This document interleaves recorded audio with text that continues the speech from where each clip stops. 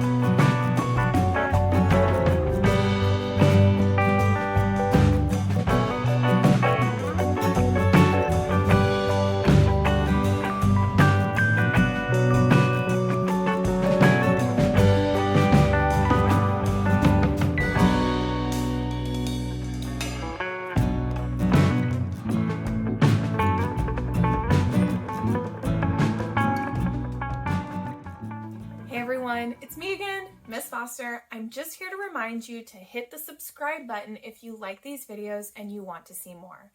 I also want to remind you that these videos are created in partnership with Painting Pandas, which is an awesome nonprofit organization here in Austin, Texas, that provides free art instruction and free art supplies to any kid who needs them.